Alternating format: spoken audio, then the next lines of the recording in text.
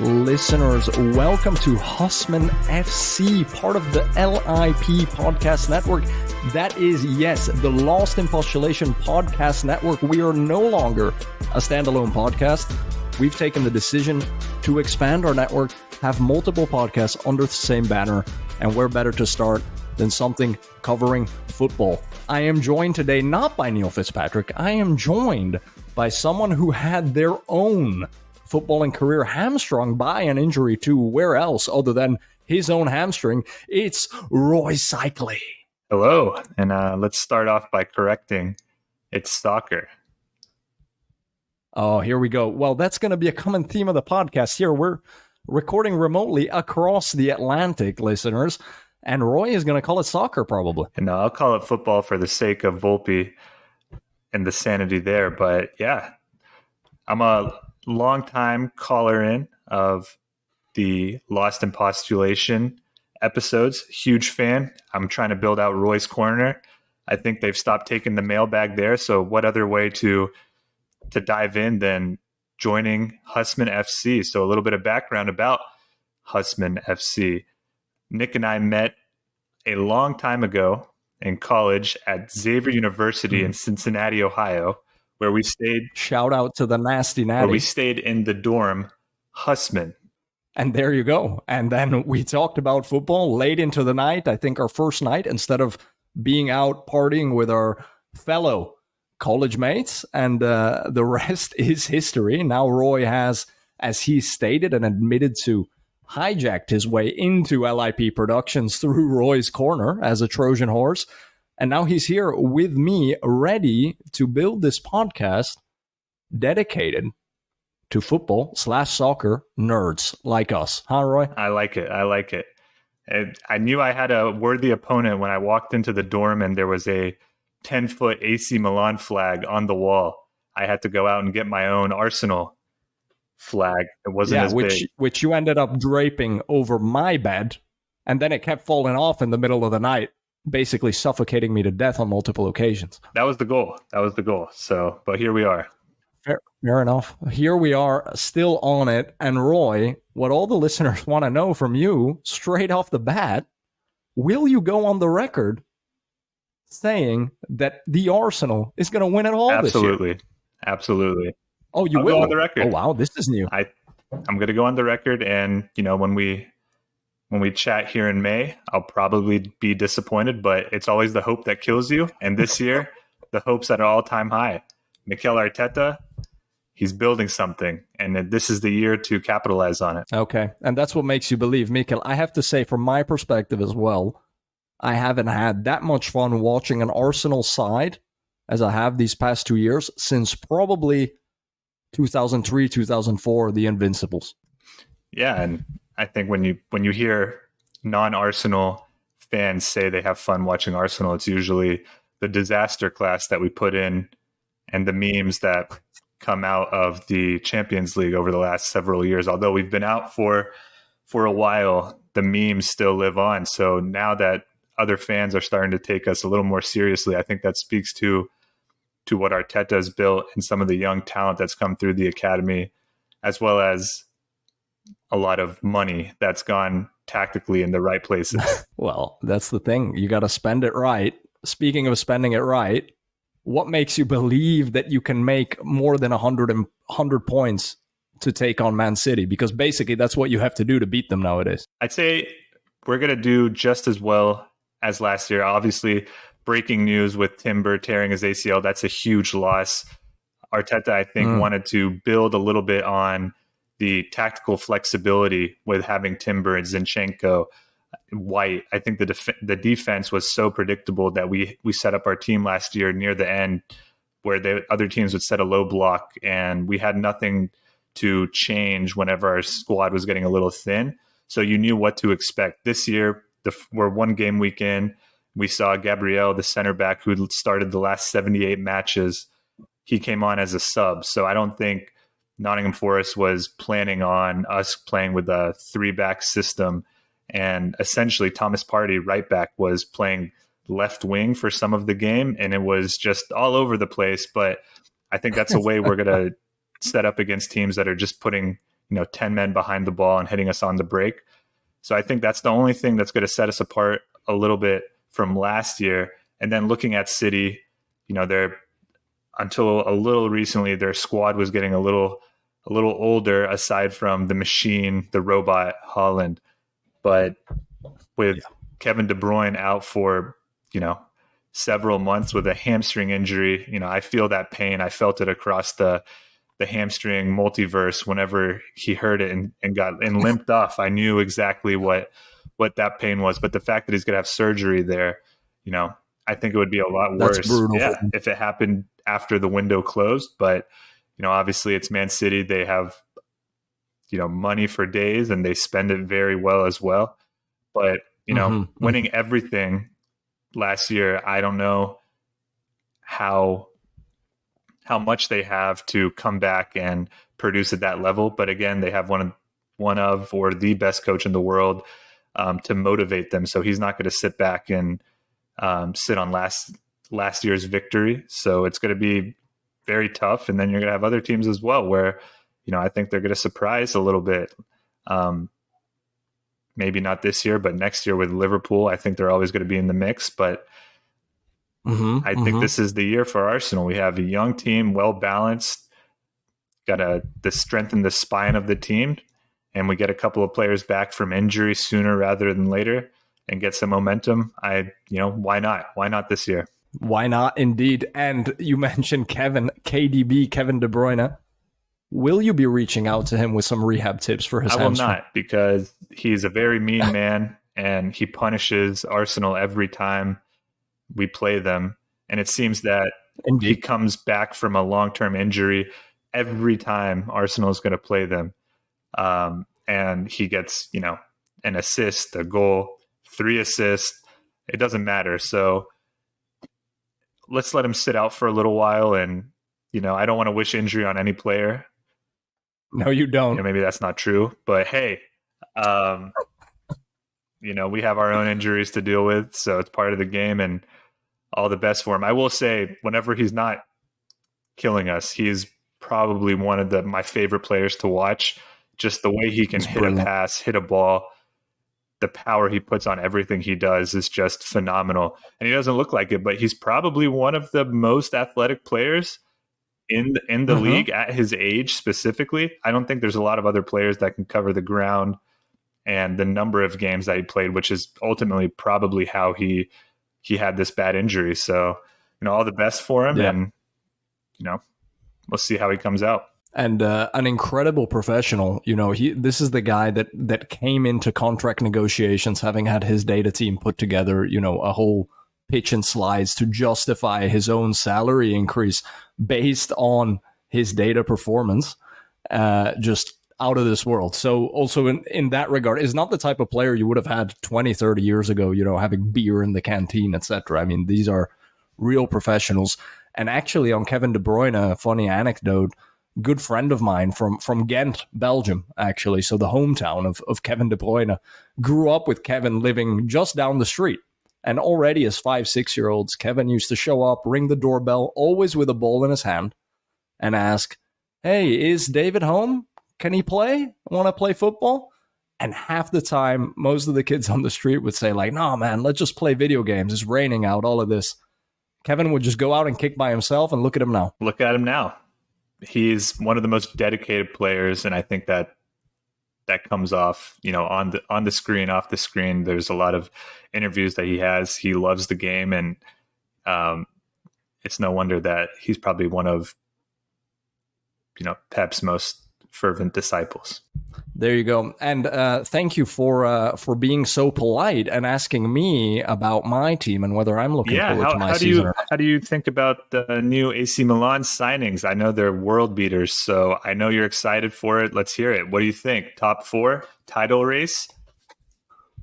First, a disclaimer that I actually, the past few seasons, every time this time of year, I get massive first day of school vibes. And I hated going to school on the first day. So I'm not that excited.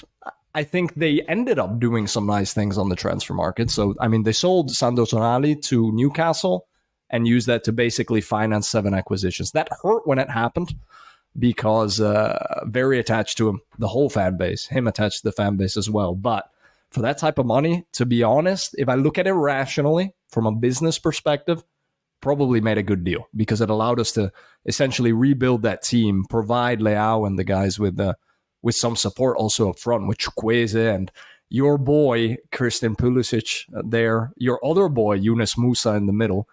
Let's see. I don't think we're gonna bring home any trophy or silverware. I think we're gonna be top 4, but Inter I think is on another level with respect to us, also in terms of the depth, the squad rotation. Napoli still on that high from last year. Maybe they do it again, even though they switch managers. And Juve shouldn't be in Serie A, so I'm not going to talk about them, not on this podcast. And yeah, so I think we'll be there. Top 4, Champions League. We got lucky last year. I mean, if you told me at the beginning of last season, Champions League semifinal against Inter, I probably would have rather gone out in the group stage than lose to them in the semifinal. But yeah, so mixed feelings. It's a sleepy league. I usually fall asleep when they play the late fixture. So yeah, I'd rather be watching Premier League, to be honest. That's coming from a diehard fan, but I think out of the 2 Americans that came over, I'm more excited for you and to see how Yunus Musa plays. I think as the left 8, he's really good at progressing the ball up the field and breaking through the lines, coming in as the last attacker. And yeah, I think box to box, right? 20 years old and came from the Arsenal Academy, so we let him go for nothing. So another one gone. As you do. Yeah, you have Benacer as well, Arsenal Academy. Yeah, we do. Out injured though, so that's a big part of the reason they brought in all this muscle, I think. But yeah, let's see what it's like, and then who knows? We could be facing off in the group stage. Let's hope of Champions League right away. We did that when we were in college as well. We didn't speak to each other that day. I remember that. No, we definitely didn't. Well, that's how it goes. And Roy, speaking of not speaking to each other, speaking of mind games, box-to-box midfielders, all the tough stuff, that's something we're going to get to after the break because we got a special segment lined up for our listeners.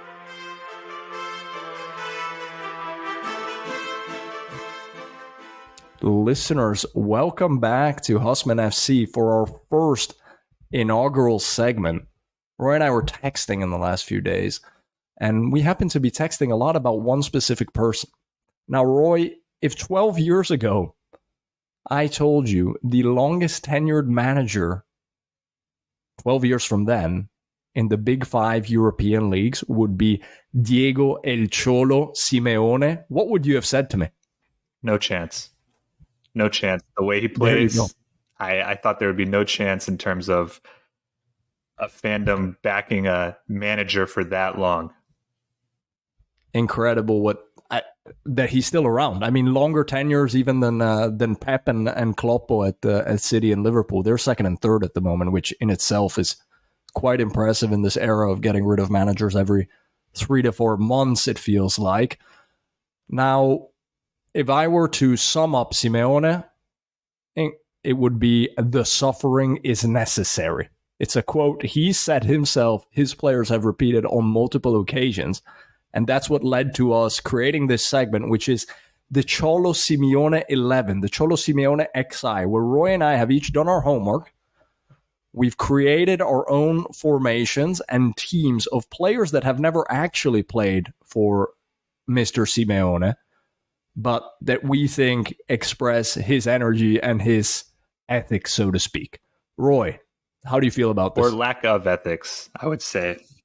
Lack of ethics and passion, and let's just be honest, you have to have a certain level of hatred for your job and what you're going to go through to get rewarded at the end. So I'm excited to dive in. The cynical view by Roy Cycling. Not a fan of Simeone? Not a fan. I respect it, but I'm not a fan of how you're watching it. I can't imagine, showing up, paying top dollar to watch, a bloodbath out there, and your team doesn't want the ball. They're going to have the block perfectly, and the other team's just going to be frustrated. That's how you're going to win games. And I have a couple of stats when we get into it. Just over the last 628 matches, and it can speak to what exactly he does to just make other teams go crazy.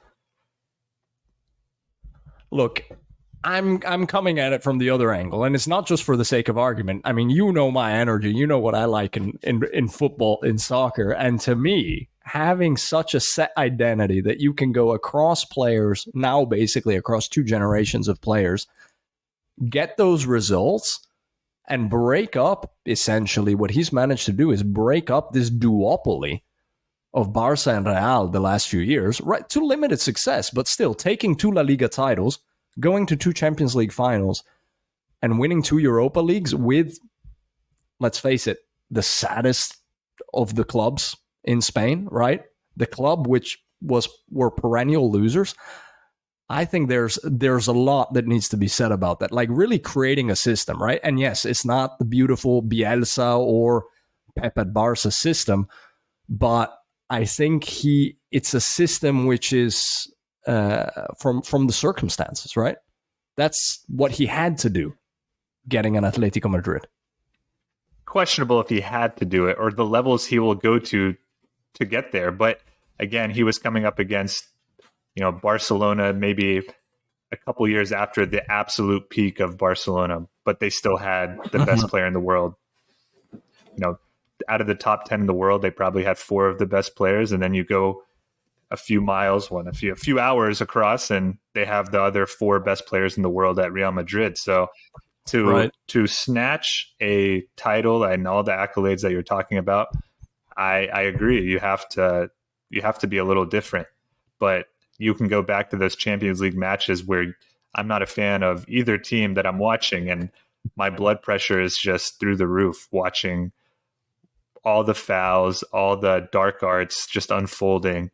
And maybe it would be a little different if they pan to the sideline and the manager is calm, cool, and relaxed. But, that is not the case. He's in all black, the black tie, the black suit, and he's ready for the battle. Yes. And I think that's part of the draw and why people like Simeone, and that he doesn't change for the opposition. He's going to do what he wants. He doesn't care about the pundits, the other coaches, their commentary, or how people view him and his team. He's just out there for one thing, and it's to win the football match.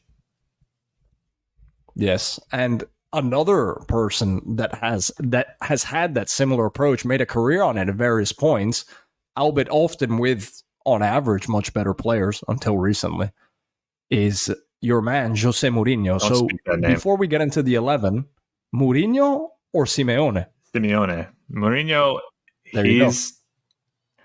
he's done some amazing things in the past, but his teams are unbearable to watch. And then whenever he's at fault, it doesn't take much for him to throw his team, the owners, under the bus and find another project where he does the same exact thing and recycles his tactics, which are becoming outdated. And I don't think he's been able to pivot as much as Simeone has the last few years, to the point where I don't think, he's at Roma right now.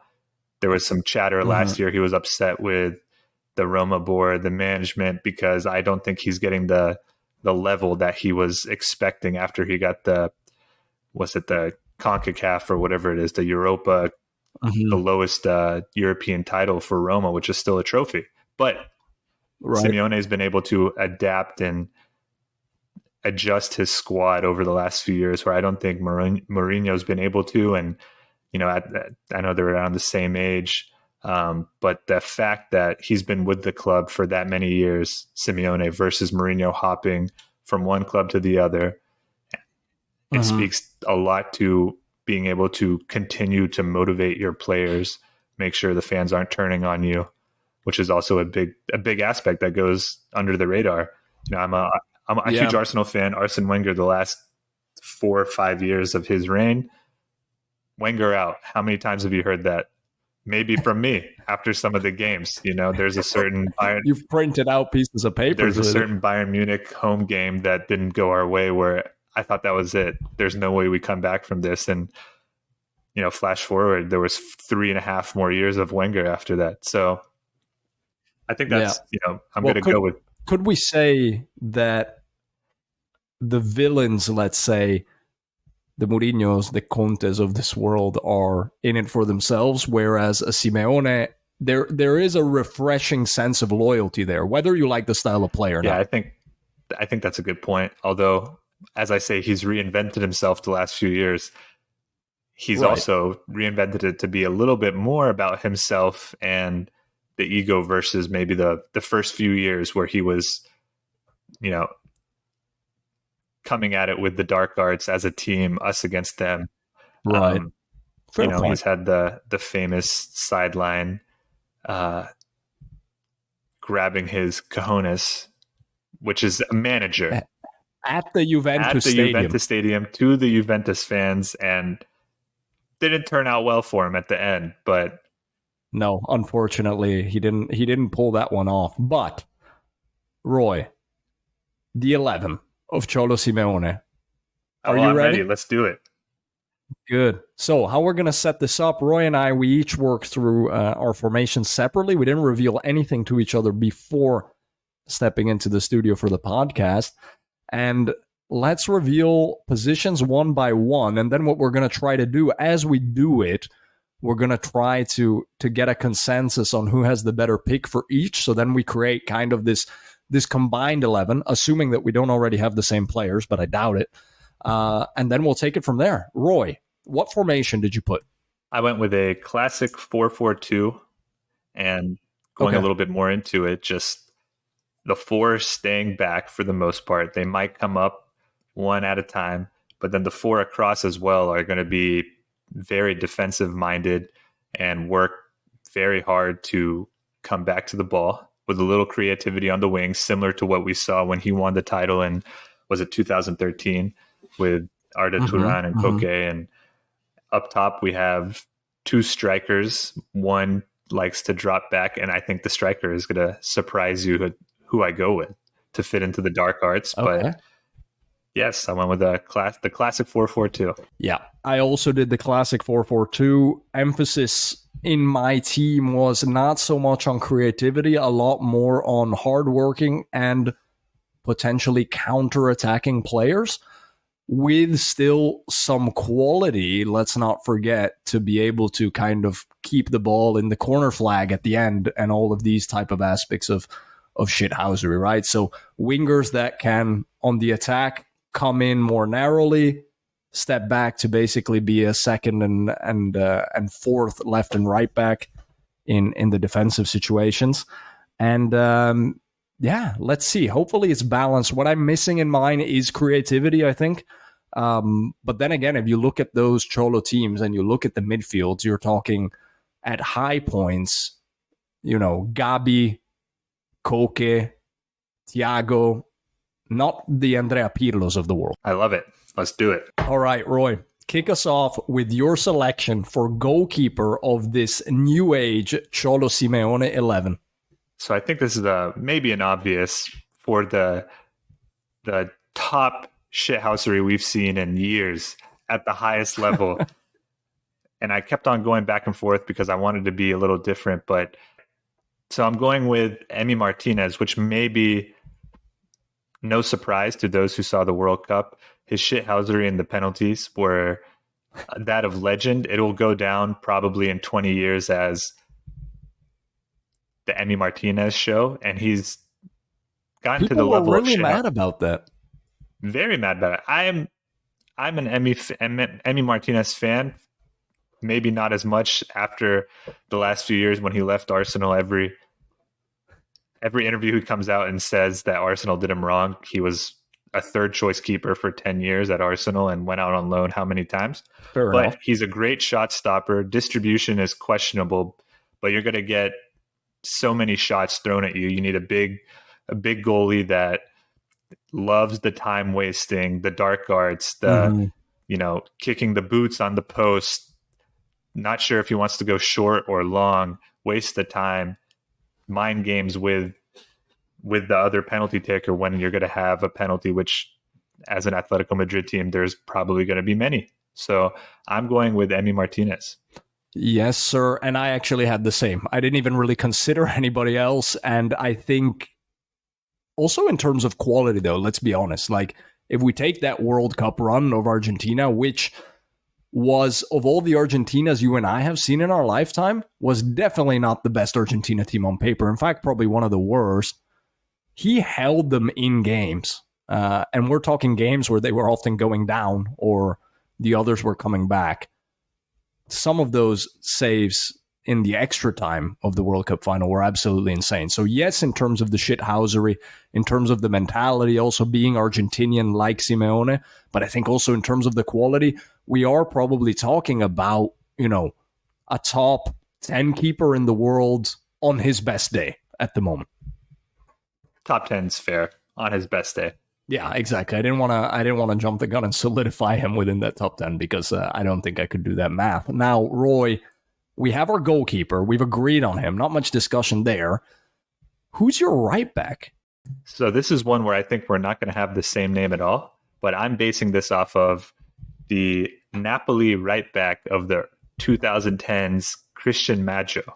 Oh, wow. What a shout. Very consistent player. He has the eye to go forward, but defense first mindset.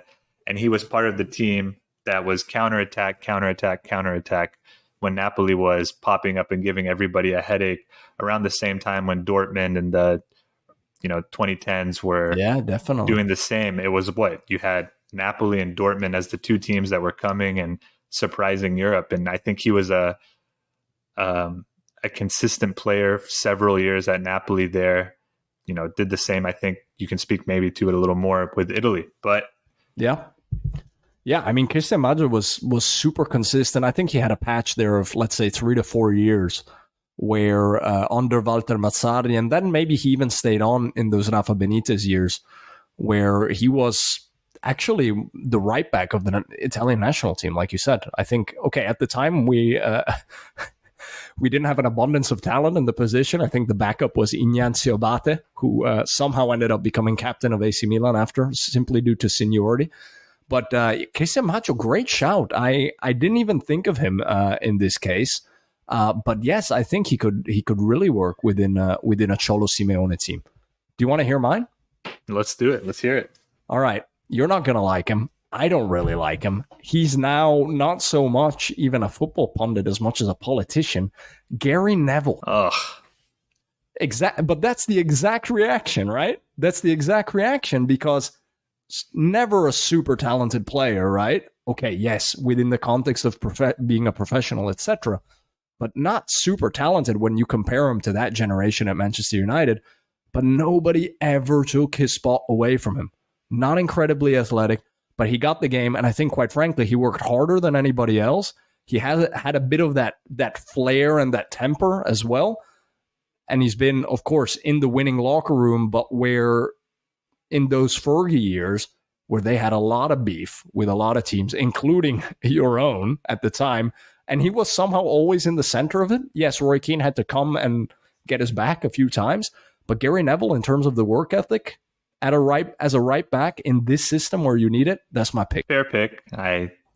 I'll hold my thoughts on Gary Neville, the pundit, as a history revisionist. Yeah, okay. Right back. So do we go Neville or Maggio?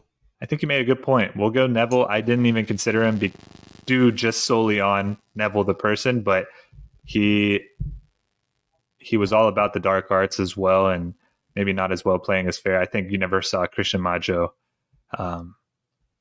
flare up the other team. It was just more the defensive presence and what he was good at, running to the 18, crossing the ball in. And right. That's a lot of what you're going to see, not too adventurous going forward, but I think we go Neville. And let's keep Maggio potentially for that bench, for that thin bench, which we're going to have as a Cholo Simeone team. Center backs. All right, so my center backs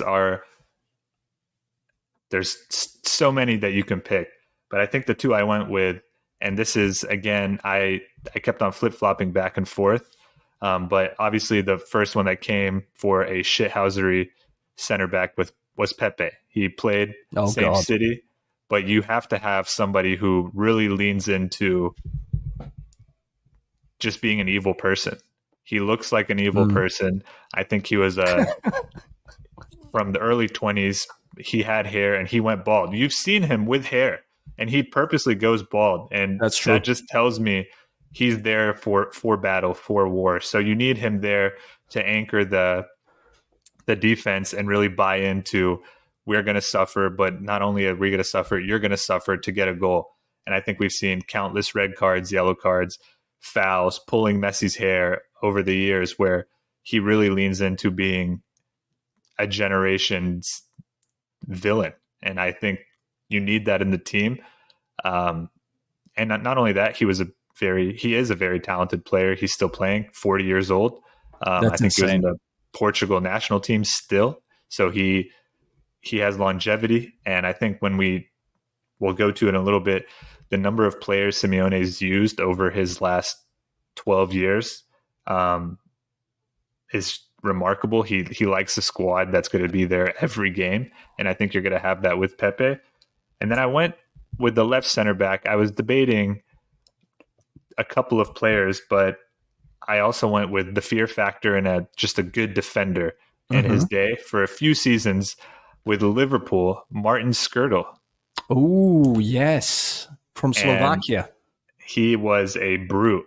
I was going to think maybe with Vidic, but I think we already have Pepe there. Vidic was maybe a little more, well, no, let's be honest. He was also terrifying, but Martin Skrtel, that Liverpool team, they were horrible to watch. But so Martin Skrtel could pass out the back really well, huge presence, and he could clear the ball, headed clearances. He led the league a few years in a row with Liverpool when everything was just crossing into the box and meat and potatoes for the center backs to clear and just keep the low blocks. So those are the two I went with. And I went with a third option of Gary Medel from Chile. Oh, yes. He played at Inter at one point. That guy was disgusting in every sense of the word. And I don't know if you remember, he broke Neymar's back in 2014, the World Cup there. Yeah. He also did some much more vulgar gestures to other players in a Copa America, which I will not divulge too much on this podcast. That was so dirty. He's still playing. I think he's in Serie A, actually, in Bologna maybe, but don't fact check me on that. But yeah, I will. But I think he'll around. He'll go across the back line. He'll fit anywhere. But the last couple of years playing center back. I think he's 5'9". He was playing center back. He went left back for a while. He was originally a CDM. And as you lose your athleticism, you get older. He's reinvented himself a few ways, but he's kept one thing true, where he's just a disgusting player that does not care about safety in this day and age of players maybe not going into tackles as hard as usual, as like maybe 20 years ago, but he still holds that true. And I mean, if I'm a attacking player and I'm 50-50 ball, I'm going to be a little more nervous of him than most center backs that I see, not for his talent, but the fact that he is going to go into a tackle pretty rough. And I think you've seen those players with Simeone. The only reason I didn't pick him was for the size. I don't think a 5'9" center back is going to cut it. So yeah, those are my center back options. What about you? I think good options. One thing we have to keep in mind as we craft this, and that's a good thing that we've both been making lists, is to find the balance, because we cannot have a team of 8 to 9 assassins, right? We can. You'd like that, wouldn't you? Or Simeone might like that. So, I mean, Pepe, solid pick. I just can't picture him in the red and white stripes at the moment, but maybe that's not the point. And then Guy Medel, yeah, just nightmares from this guy. Not even that good. I don't even remember him being that good, just in the middle of all this controversy. So yeah, let's see. And Skrtel, that's a good shout. I remember that back pairing with him and Daniel Agge, actually, from Denmark in Liverpool at the time. It was not a very good Liverpool team. It was like coming off of that 2007 Champions League final appearance, but they were quite solid at the back. Now, I have 2 picks for my center backs, and then we can decide who we put in. My first one, I'm going all the way back to the 1982 World Cup, to the man that managed to literally kick Diego Armando Maradona out of the World Cup, also known as Gaddafi, because he was born in Libya but played for the Italian national team, Claudio Gentile. Gentile meaning kind. Well, I mean, what a nickname for what a player. Exactly. And I'll read you just a short passage here from These Football Times about Gentile, just 2 short paragraphs here, where they refer to him as Claudio Gentile in defense of the dark arts master. The brutality was as effective as it was violent. The claustrophobia inflicted on his opponents was stifling to the point of suffocation. Reputations were swept away as easily as a standing leg when receiving the ball. Such was its effectiveness and the relentlessness with which it was pursued. Claudio Gentile's performances in the second round of the 1982 World Cup were a juxtaposition of exquisite barbarism. How about that? I mean, that feels like a paid ad that he set out to promote himself. He wanted that pay raise. Sports washing, and he played for Juve, so it makes sense. All right, who else you have? That's a good shout. So partnering Mr. Gentile actually is somebody that started off as a midfielder and only towards the end of his career became a center back.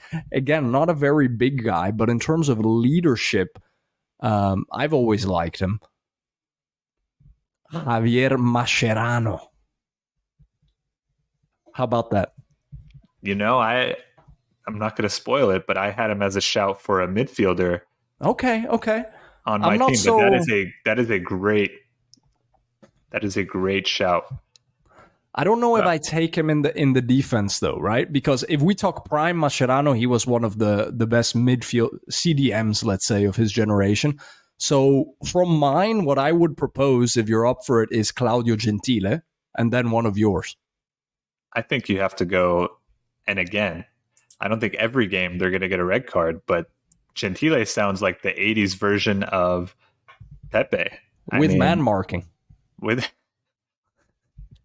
Yeah. So I think we have to go with that, and then we have to just think about how many red cards, or how many games they're going to be playing together. But I think Pepe and Gentile together are pretty scary duo.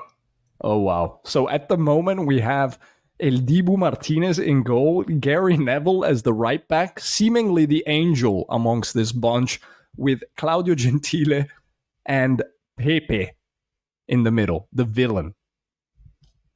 So now for left back. Left back, I'll hit you with mine.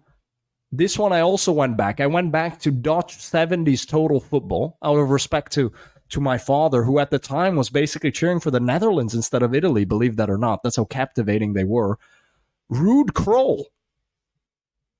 I also ran out of left back, so I figured a Dutchie from the total football era with that long hair, why not? Yeah, I found a very, very hard to find a left back that fits exactly the ethos that we're looking for. So I went and I thought exactly to look at Mourinho's team. What left backs have I seen? And oh no. And then you can guess what Inter player left back with a helmet stood out as an absolute just tireless runner, defense first. He was so annoying. First at Roma, then at Inter. Christian Kivu. A pest, an absolute pest. How many times would he cross the ball, get pushed over, roll around, and kill time off the clock? It was every Champions League match, wasting time, nonstop. And he was defense first, got up, but he never, don't quote me, he never made those overlapping to the byline, to the end line. Very old school. Basically a center back out on the left. And also a cyborg, a Romanian cyborg, where he would never mouth off. I mean, that was an Inter team, if you remember, which was surrounding the referee with 10 players at any given moment. doing everything that was possible. You remember the semifinals against Barca the year they won it all. But Christian Kivu never in the middle of any of that, just kind of doing the job and then letting, your man who we, honorable mention, Marco Materazzi, who neither of us included in our teams, he would let him do that stuff. But Christian Kivu is actually a really good shout. More defensive than my pick in that sense. But maybe that's what we need here. More cover. I think so, because I'm not sure. We haven't talked about the wingers yet, or the outside of the team, but we need a little more cover for what I'm going with, and we'll see. So what do we think for the left back? Who are we going with? I think we go Christian Kivu, and I want to give a shout out that so far this kind of villain approach has resulted in no Arsenal or Milan players picked. Of course. We Make of it what you will. We have no villains whatsoever in the history of our teams, of our clubs. Okay, so let's go over to the left side, the left mid. Who do you have? Oh, you start on the left mid. Okay, I like this kind of snake approach that you take across the formation. So actually, I have someone that's still playing, ventured out to the Premier League last year, super hard worker on that left wing, very versatile, has also annoyed me plenty. Ivan Perisic. Okay, it took me a second. Yeah, Great basically an ultra marathon runner, right? Like all those Croatian guys from that 2018 team. Yeah, he's up there in age right now too, and he's still at a high level. He's one of the he's a pesto. I think is he. We can fact check later. 35, 36 years old, and yeah, definitely a tireless worker. Left mid, but also left back. I think for Tottenham last year, played as a left back for most of the games, but they're pretty shit, so it doesn't matter where he plays. Hey, easy there. Huh? That's my wife and father-in-law's team. Huh? They're going to hear this. Well, it's a pilot episode, so we might get canceled afterwards. But yeah, exactly. So I went with similar approach, tireless runner, still playing, Angel Di Maria. Ooh, and I could see it in that shirt. I could see it. He runs forever. He will put in all the work. We saw it most recently, or the world saw it at the World Cup. He will do all the running. He does not care. He'll run. He's very talented, so he gives you that creativity as well. But he'll come back and help out. So that's where I went with Angel Di Maria. He's very talented, tireless runner. What else do you need? Yeah, that's a good shout. My only worry with Di Maria is he can be a bit of a prima donna, and do Cholo teams allow for that? Like he kind of wants to be the star of the team, or no? I don't think so. No? He's been at clubs where he's not the star of the team, and he still shines in his own way. Obviously, when he's at Benfica, he was the star. He went to Real Madrid. He was one of the stars, and since then, I think he just goes club to club where he's consistent and just still works at a high level. And I don't think you're a prima donna in the sense where, he's won almost everything, or now he's won everything, but he still works tirelessly at his age, coming back and just putting in the miles per game, or the kilometers per game. So I like the quality there. I like that he can also join the attack. So let's go with Di Maria out there on the left. But I want Perisic coming in off that bench. Yeah, man. Imagine Di Maria coming off in the 75th, and then what are you going to do when the other team's right back's tired? You're going to put on Perisic? That's tough. That's a tough ask. Yeah. All right, man. Now, coming into the midfield, two center mids. Mine are a bit similar in their box-to-boxness. What about yours? I'd say the same. And this is maybe the midfielders where I'm going for listeners listening, and they're hearing me say all these players in the 2010s, maybe a little more current. This is one where I am going back a few years to fit maybe a player that I think could adapt to the next 10 years and the current status, but box to box, but also having the tenacity and the talent. So the two midfielders for me are Arturo Vidal and Patrick Vieira. So we didn't have any Arsenal players, but you need somebody in the middle of the spine, specifically with Vieira, a leader, a bastard, and just talent, a big guy that can do everything in a two-man midfield. And I think for Arturo Vidal, he's got the energy, the willingness to run. He also has the talent, a little bit of the hot-headedness, maybe a little overemphasized just due to the way he, basically his haircut and all the style that he gave off. But the general attitude. But for somebody whose nickname at Juve was the Warrior, I think that says a lot about the character himself. Definitely. And then also one of those great players, penalty taker also. Very good penalty taker. One of those players that could, do a shift on the left-hand side, so he didn't have to stay in the middle, but that shows a little versatility, but just in general, being able to cover a lot of ground in a two-man midfield. I think Vidal and Patrick Vieira, he leaned into the dark arts, countless red cards, won it almost all with Arsenal, invincible. And with France, don't forget. And with France, yeah. Also lost the World Cup final with France, but we don't need to get into that for him. Your thoughts on the French, you're probably very happy about that. But no, I mean, Patrick Vieira, incredible. In this case, if we were to choose him, he would be reunited with his buddy Gary Neville. I'm sure he'd be thrilled. We're not talking about that. Synergies on the field yet, but no, not yet. Okay, he'll play the left side of the midfield. Yeah, stay away from Gary. But then Vidal, I think, is a good shout. Even 2 years ago, when Inter won their title, he actually played quite a key role in that. Already aged a bit in that midfield with Brozovic.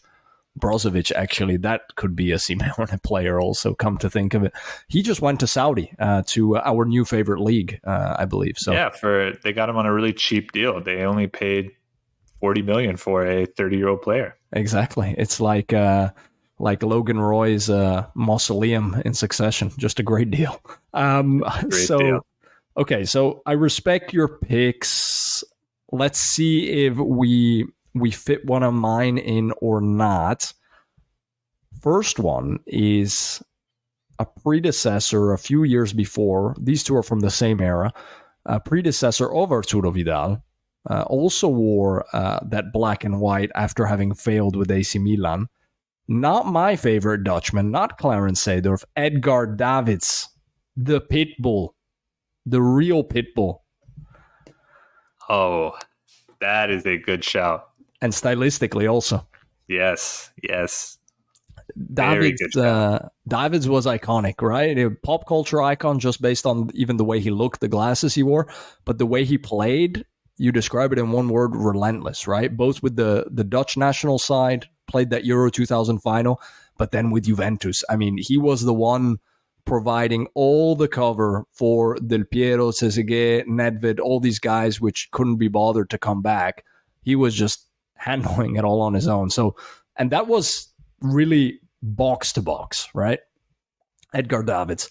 My other one, if you remember, La Bruja, the witch, they used to call him, Juan Sebastian Veron. You remember Veron? No, I do not.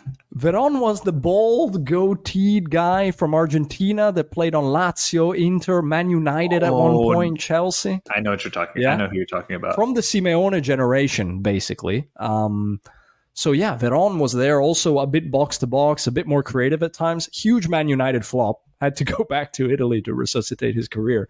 But he played till just a couple of years ago with his hometown club, Estudiantes. So those are my two picks. I'm not that hot on Veron, to be honest, but I would like to see Davids in here. I'm surprised we didn't put, and maybe that just has to go to, we can't have every game end with 9 men, but Nigel de Jong was not one of the players that we picked. Big Nige, he gets a lot of heat for one specific dirty challenge in a World Cup final to Xabi Alonso, but he was quite a solid player. He was, basically a Mark van Bommel-esque type of player. I don't know how well he would work in such a counter-attacking team, though. But let me ask, this is going off topic. What would you think of a player like Bastian Schweinsteiger in this team? I always liked Bastian Schweinsteiger from the beginning of his career when he played out wide, if you remember, like 20-year-old in the '06 World Cup, in this team. Maybe I'm picturing him in the later end of his career where he just sat in front of the back four. But anyway, let's pick the two. So who are we going with? I think it's got to be Edgar. I think Edgar's got to be in there as one of the two. And then the question comes into play. Do we take Vieira or Vidal? I mean, if you look at career, Vieira definitely. And then if you look at him working with Davids, maybe also. I think we have to go with Vidal. Okay. And that's just because of how we're setting up the team with Gary Neville at right back. Knowing what we know about the history, the chemistry, we have to have a team that is together in every sense of the word. So fair enough. We'll enough. Go with Vidal. So far, 3 of our midfielders, they've all played, and it would have stayed the same even if we had Vieira. They've all played on Juventus at one point in their career. Now well, you're gonna hate my choice at what I picked for right mid. Hit me with it. I went, and this is because of his early days when he was hot off the scene, tireless runner before he went up top. Mm-hmm. Carlos Tevez. Oh, okay. I have Tevez also in my team, but not in that position. So I had to fit him in terms of who I have up top. I was going to go either with Carlos Tevez. My backup was Paulo Di Canio. Yeah. But I went with Tevez just from his early days when he was, West Ham, early Corinthians, Manchester United. He started a lot of those games out wide, and he did the dirty work for Sir Alex. Yes. And he was, again, we need the creativity be coming from out wide and somewhat the strikers, but you have to have those players that are working both sides of the ball, and he's going to do that.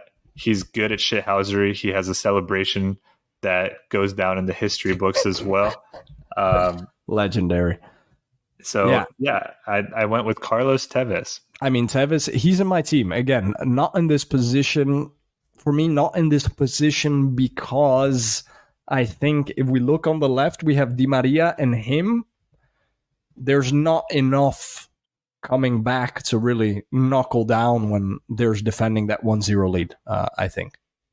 So my pick there is going back to Liverpool, Dirk Kuyt. Ooh, that is a good shout. That was a hard worker. He was definition of hard worker. He looked like somebody threw a bucket of water on him every time when the game ended. He came up with some big goals every now and then. Also, yeah. But do you get the creativity? No, but I don't think you need it there because I'm having it threaded into my attack with Tevez. And we get it from Di Maria. Prime Vidal can also help out on the attack. Okay, so let's go with I like that choice a lot. It's also cover for Mr. Dirk. Neville. When Mr. Neville gets beat by the new generation of left wingers, Kuyt can drop back and handle it for him. Okay, all right. So we got the midfield sorted. I picked Gary in my team, but now I'm just ripping on him. Maybe it's the bad cop Simeone approach. Should have been Christian Maggio. Could have been. But now it's too late. We've committed to Gary Neville, and our listeners he's on the transfer list in 6 months' time when the window opens up again. Okay, so one of my strikers is Carlos Tevez. Yep. And the other one, in terms of just the energy, the vibe, that Simeone energy, even think back to some of his goal celebrations. It's not Drogba. I thought about Drogba. But it's Emmanuel Adebayor. We have the same striker. Yes, he's in. And you need that striker that holds the ball up as well. So it's not Keeps just the shithousery. What do? They hit it out to the target man. He can trap the ball back to goal. He's great at linking up the play with the other striker. So I had him as well as my striker. Okay, so Adebayor, a strong candidate. Tevez is sticking around, but who was your other one? So this is the shocker here, and I think he would be phenomenal in the Simeone style of play because he is a dark arts bastard. Harry Kane. Ooh. He can do a lot of what you need in terms of pure goal scoring. He comes in and gives you the creative outlet to drop down deep, get the ball, distribute to Di Maria, Adebayor. But then also he is a expert at drawing fouls, absorbing contact that you need in that striker in the Simeone system. How many times have I seen watching a game, defender goes up in the air for a goal kick and Harry Kane just backs into the defender, draws the foul, but also it's almost a serious injury if the defender lands wrong. And he gets away with it nonstop. And anytime that I don't like Harry Kane.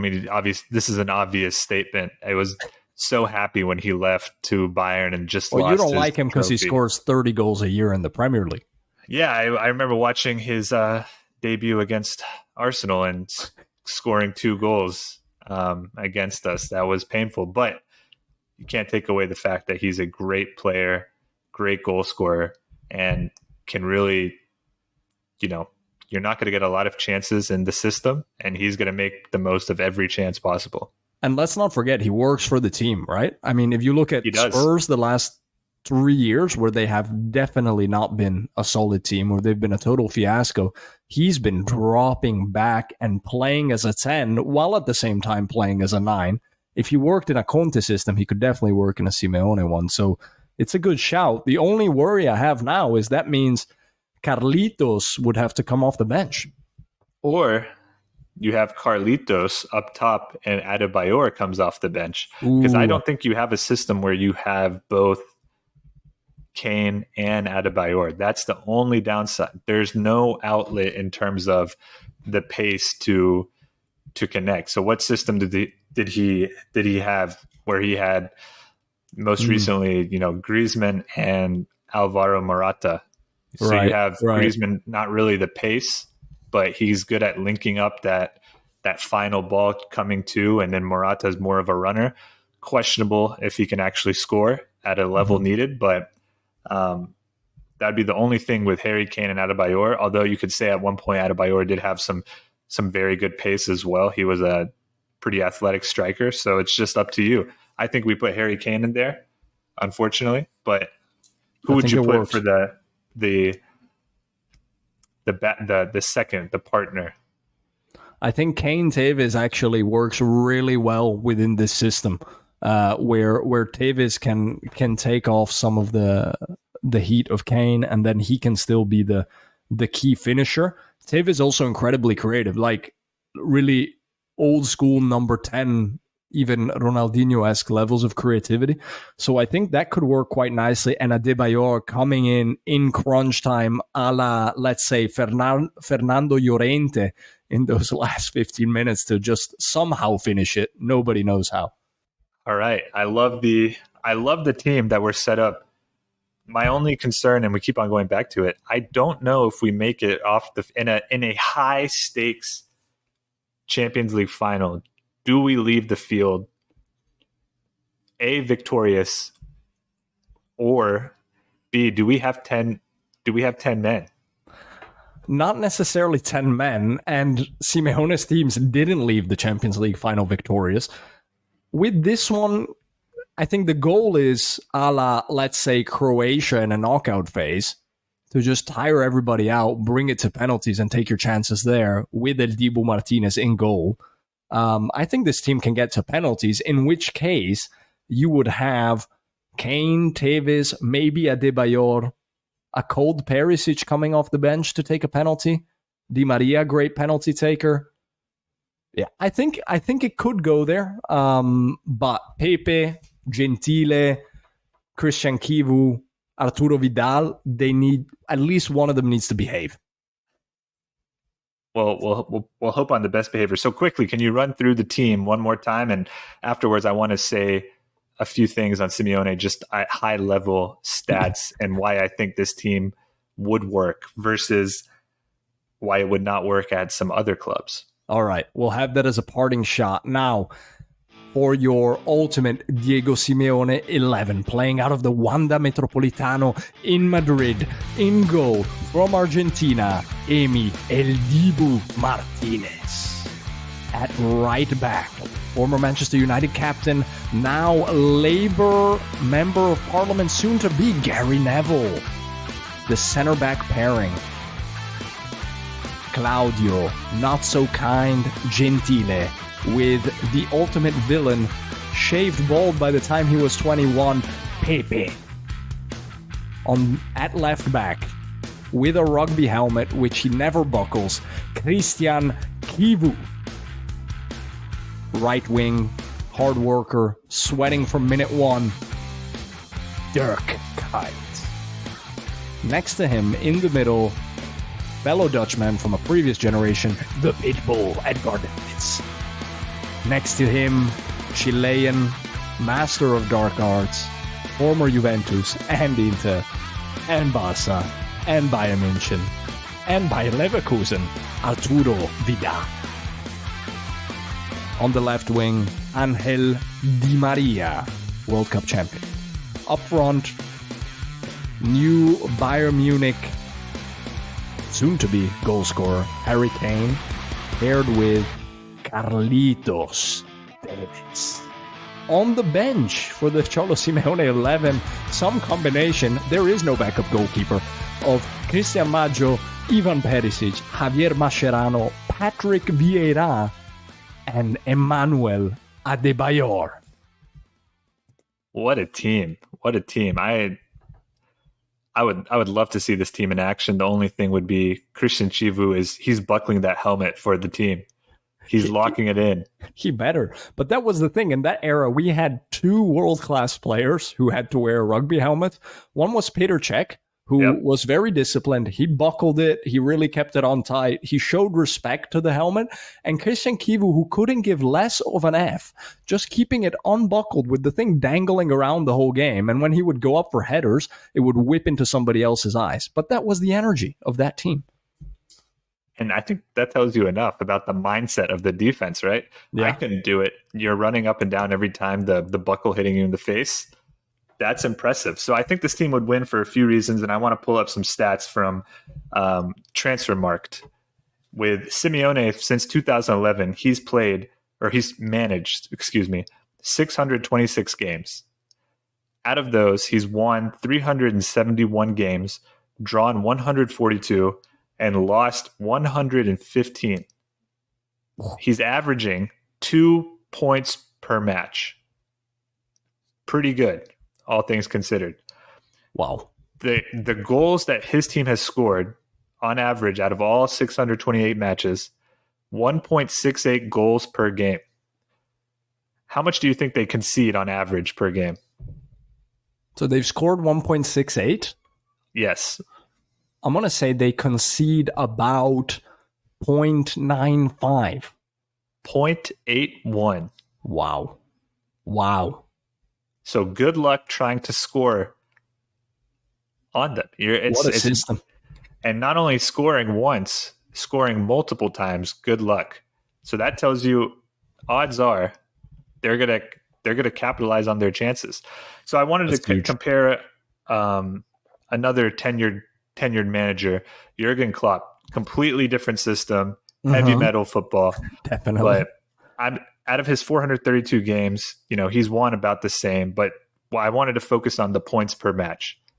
So if you were to guess what the points per match has been for Jurgen versus the system, the style that Simeone plays, how many points do you think he averages? Just at Liverpool or throughout his career? Liverpool. Well, just at Liverpool, it's quite high. Unfortunately, it hasn't been high enough because City has pipped him twice by 1 point when he had record point totals. But I'm going to say his point totals are well above that to maybe a 2.6. 2.05. You're kidding. The same as Cholo. A little above. So Cholo is too flat which I'm assuming with more games, then you're going to probably regress to either a 3, a 2, or a 1, or a flat number. But here's where it gets really interesting. So obviously everyone knows the attacking side of Liverpool. Their average goals per game, 2.19. So that's against Simeone's 1.68. On defense, they've had some very good defensive players. Right now, Big Verge is arguably one of the best center backs the last 5 seasons in the world. Consistent before the injury. Now I think he's coming back a little bit, getting up there. But what would you say the goals against Liverpool on average have been since 2015? I think it's more than Atletico. I think part of that being how much more open the Premier League is. I will say, actually, they do concede close to 1 goal a game, maybe slightly more, 1.2. 1.13. There you go. So you're going to get your chances, but I don't know. I think if you're looking at Simeone, you're scoring 1.68 per game and you're conceding 0.81. I would take my chances with that over 2.19 and 1.13. I think being able to keep that clean sheet might be more important because you're going to get your opportunities with the way the team's set up. Right. Well, one's a shootout, the other's a dogfight, but I think you're talking about two of they're contemporaneous as managers, right? They've gone at the same time these past 12 years. So and I have a third one because why not? And I wanted to see another tenured manager, and you could probably speak a little bit more about the Giandico Gasperini at Atalanta. Il Gasp, who's also been tenured 2016. So he's managed 331 matches. And so probably not as much because of European competition, et cetera, et cetera. Out of that, he's won 169, drawn 80, lost 82. So almost the same win percentage on total with far fewer games as Simeone. They score on average 1.94 goals per game. Yeah. Like Liverpool almost. They concede 1.23. Yeah. In a league where a sleepy league, they're still conceding 1.23 a game, and they've had some teams that are pretty good. They and you could probably speak to it. It's a couple of years they had the great outside wing backs. They go from like a 5-3-2 to 4-3-3 or a 3-4-3. Yeah, 3-5-2 when they switch from defense to attack. But the idea where those two managers, Klopp, Gasperini, in general, I think they're alike. The style of play is much more attractive. The results kind of speak for themselves, but they're not as comfortable to watch as what you're going to get with the Simeone team. They're not going to, give you a big opportunity to score. You're going to have to beat them to get that goal. And I think that's what stands out looking at the stats. Really something that I did not expect. I thought they would have a 1 or, like you said, a 0.9 goals conceded, and they do create chances to score at 1.68 on an average of 628 matches. So this is not a season fluke. He has coached it, and the philosophy is in the team where they're going to create chances, but they are going to work and they're going to suffer to get what they want. And there it is, Roy, on that bombshell. Respect to the Cholo Simeone. The data even shows it. And listeners, thanks for joining us for the first edition of Husman FC. It's been great to have you on. Roy, thank you. And then we'll be back with more special segments soon.